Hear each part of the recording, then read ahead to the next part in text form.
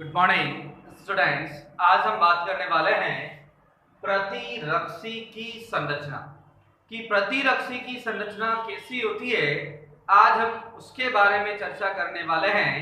तो प्रतिरक्षी की संरचना आपको दिखाई दे रही होगी कि प्रतिरक्षी की संरचना अंग्रेजी के Y अक्षर के समान होती है। तो प्रतिरक्षी की संरचना अंग्रेजी के Y अक्षर के समान होती है। कैसी होती है भाई? अंग्रेजी के Y अक्षर के समान होती है। तो प्रतिरक्षी की जो संरचना होती है वो कैसी होती है? अंग्रेजी के Y अक्षर के समान। कैसी होती है भाई? अंग्रेजी के Y अक्षर के समान। ठीक है।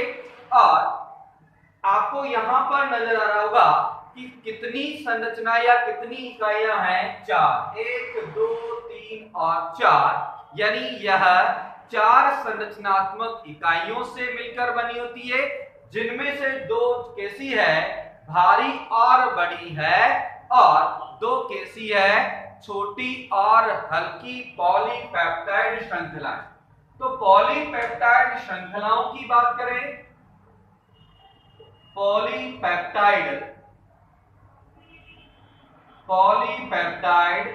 श्रृंखलाओं की बात करें तो पॉलीपेप्टाइड श्रृंखलाओं की संख्या कितनी होती है? 4। और इन 4 को हम भागों में 2 भागों में डिवाइड कर दें कि साहब 2 तो कैसी होती है? तो 2 होती है भारी व बड़ी। कैसी होती है भाई? भारी और बड़ी होती है। जबकि 2 श्रृंखलाएं जो है वो 2 कैसी होती है? हल्की और छोटी। हल्की और छोटी। तो आपसे पूछ लिया जाए कि पॉलीपेप्टाइड श्रृंखलाएं जो है, ये पॉलीपेप्टाइड श्रृंखलाएं कितनी होती है? 4 होती है। और चारों श्रृंखलाओं को हम 2 के भागों में डिवाइड कर दें कि साहब 2 आपको कैसी नजर आ रही है? तो 2 तो साहब बड़ी भी है और भारी होती है। 2 कैसी होती है? साहब 2 छोटी होती है और हल्की होती है। तो इस प्रकार से पॉलीपेप्टाइड श्रृंखलाओं को हमने 2 भागों में डिवाइड कर दिया। इनमें से एक भारी और एक हल्की श्रृंखला मिलकर क्या बनाती है? द्विलक। तो द्विलक में क्या होती है? एक भारी श्रृंखला प्लस एक हल्की श्रृंखला। एक भारी श्रृंखला प्लस एक हल्की श्रृंखला मिलकर क्या बनाती है? द्विलक, जिसे बोला जाता है HL डाइमर। क्या बोला जाता है भाई? HL डाइमर, यानी हैवी लाइट द्विलक। ठीक है। तो एक भारी श्रृंखला हो गई, एक हल्की श्रृंखला हो गई, इन्हें क्या बोला जाता है? द्विलक यानी डाइमर। ये जो प्रतिरक्षी है, इस प्रतिरक्षी में ये जो स्थान नजर आ रहे हैं आपको, ये स्थान है प्रतिजन क्रिया स्थल। क्या है भाई? प्रतिजन क्रिया स्थल।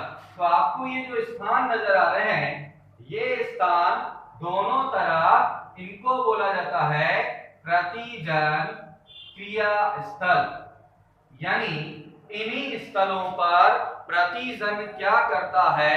क्रिया करता है। तो ये तो बात समझ में आ गई, अंग्रेजी के Y अक्षर के समान है और द्विलक में एक भारी श्रृंखला और एक हल्की श्रृंखला होती है। अतः स्पष्ट है कि एक प्रतिरक्षी अणु 2 अर्धांशों से मिलकर बना होता है, जो परस्पर डाइसल्फाइड बंध से जुड़े होते हैं। तो ये जो बंध नजर आ रहे हैं आपको, ये बंध है डाइसल्फाइड बंध। कौन से बंध है भाई? डाइसल्फाइड बंध। तो दोनों श्रृंखलाएं जो है, तो दोनों श्रृंखलाएं या श्रृंखलाओं के अर्धांश किससे जुड़े होते हैं? तो दोनों अर्धांश डाइसल्फाइड बंध डाई सल्फाइड बॉन्ड से जुड़े होते हैं, डाई सल्फाइड बॉन्ड से जुड़े होते हैं। और ये जो भारी प्रतिरक्षी है, ये भारी प्रतिरक्षी और बड़ी प्रतिरक्षी है, इसमें अमीनो अम्ल पाए जाते हैं 440 अमीनो अम्ल। कितने पाए जाते हैं भाई? 440 अमीनो अम्ल पाए जाते हैं भारी श्रृंखला में। और हल्की श्रृंखला की बात करें तो हल्की श्रृंखला में 220 अमीनो अम्ल पाए जाते हैं। हल्की श्रृंखला में 220 अमीनो अम्ल पाए जाते हैं। ठीक है, तो भारी श्रृंखला में कितने अमीनो अम्ल? 2। तो ये Bl और ये भाग है BH यानी हैवी वाला भाग। ठीक है, और इधर की भी बात करें तो ये प्रतिजन क्रिया स्थल है, प्रतिजन क्रिया स्थल। ये वाला जो भाग है ये अस्थिर भाग है, और ये आपको नजर आएगा स्थिर भाग। यहां पर जो क्षेत्र नजर आ रहे हैं ये हिंज क्षेत्र कहलाता है, और ये वाला पार्ट जो होता है ये COOH की तरफ होता है। ठीक है, अब देखो आप, तो हमने कहा कि भारी श्रृंखलाएं कितने अमीनो अम्लों से मिलकर बनी होती है?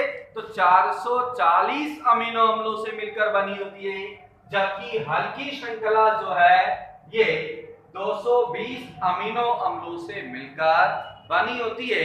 और प्रत्येक हल्की और भारी श्रृंखला को 2 भागों में डिवाइड किया गया है। कितने भागों में?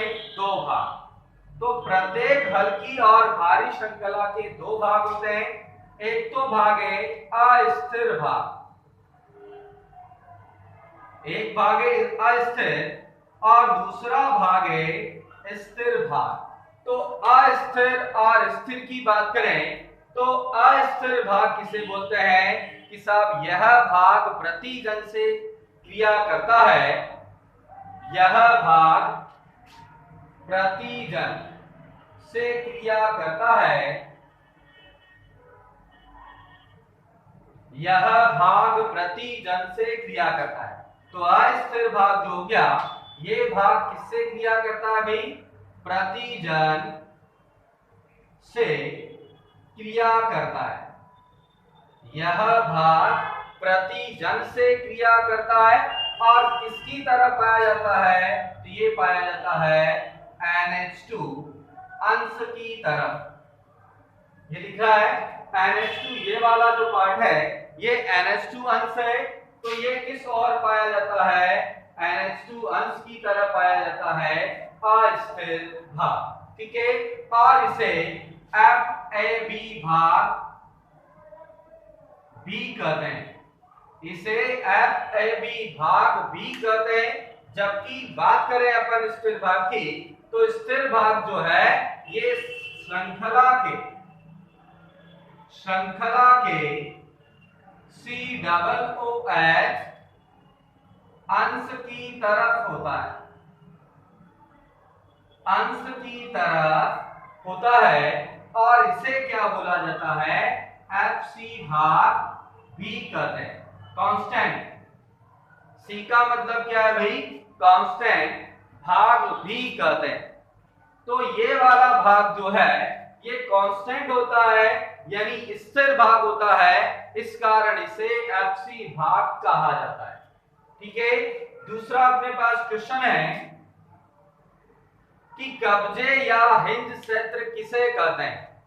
कब्जे या हिंज क्षेत्र। तो यहां डायग्राम में आपको स्पष्ट नजर आ रहा होगा कि कब्जे और हिंज क्षेत्र कैसे हैं। तो अधिकतर प्रतिरक्षियों के वाय भुजाएं, ये जो वाय भुजाएं हैं, इन वाय भुजाओं के जो स्थल होते हैं ये लचीले होते हैं। तो कब्जे या हिंज क्षेत्र जो है वाय भुजाओं के लचीले स्थल, बाह्य भुजाओं के लचीले स्थल जो है वो कब्जे या हिंज क्षेत्र कहलाते हैं और इन्हीं क्षेत्रों के द्वारा प्रतिरक्षी की प्रतिजन से क्रिया कराई जाती है।